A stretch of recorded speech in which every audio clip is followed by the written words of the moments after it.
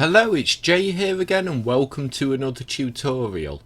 We're continuing on with the flashlight, and in this lesson we're going to work on adjusting our current battery power depending or not on whether the flashlight is on or off, and if it is on, whether it's set to low or high power. And we're just going to put it here in the void update. As I said, we will be moving things out to separate functions at a later date, but for now we'll use the update function. But before we do anything regarding adjusting this value, I want to put in a couple of failsafes first. So the first thing we'll do is say if, open brackets, our current battery power is greater than our maximum battery power. And we'll close brackets, we'll open, and we'll close. And we'll say if the current battery power tries to go above the maximum, then we just need to reset it to the maximum. So we'll say underscore current battery power should then be equal to our maximum battery power. And we'll close the line off and we'll put it into the comments. So we'll say if bat power is greater than max power, and we'll come here, then make curve power equal to max power. And I'll come here and we'll do the same to prevent a negative value. So we'll say if, open brackets, our current battery power is less than 0, close brackets, we'll open and close, and we'll come inside, then our current battery power needs to be equal to 0. And again we'll put this straight into the comments. So we'll say if current power is less than 0, and we'll come here, then make current power equal to 0, and then I'll come below here.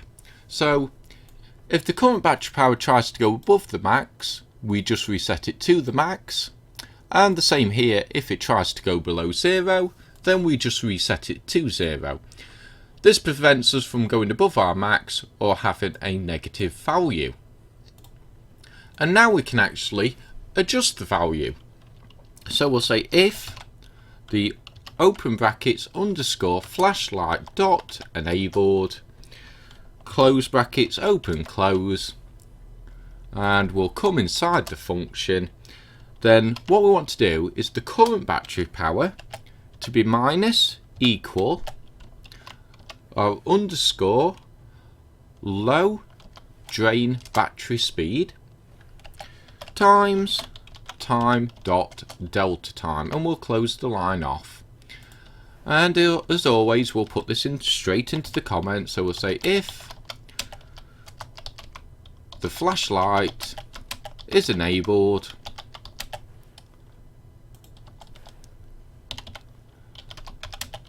then minus our low drain speed from our current power.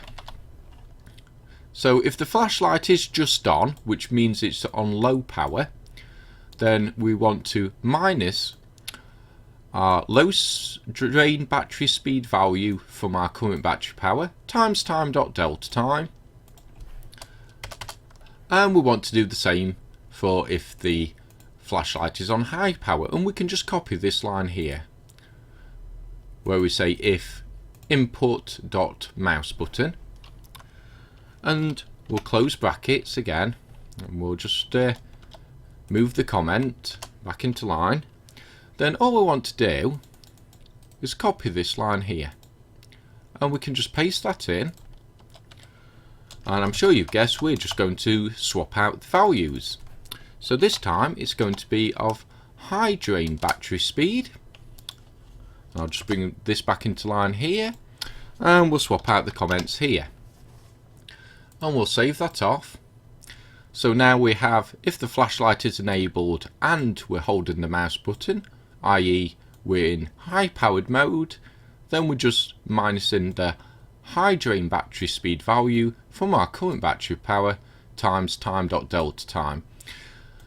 And time.delta time just helps sync the rate the game is running. So if you've got the same game running on different computers at different frame rates, it will still drain at the same time.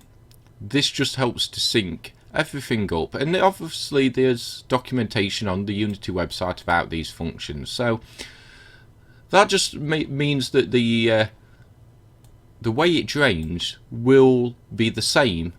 The time frame will be the same depending on whether you're running on a high or low powered PC and what frame rate you're getting.